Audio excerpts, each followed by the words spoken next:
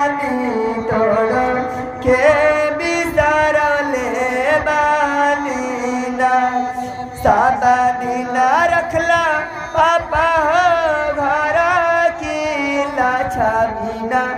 आज कही जाति बाड़ाना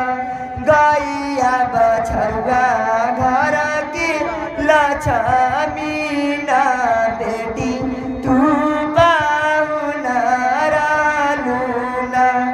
अखिया के पुरवा बेटी तू ही रहलू दिया तू दुलारी रहलू ना कैसे बिसरबा पापा दुलारी दिया हिया के समझबा कैसे ना कैसे बिसरबा पापा दुलारी दिया कैसे ना आखी के भूतरिया पापा हो तू ही रहा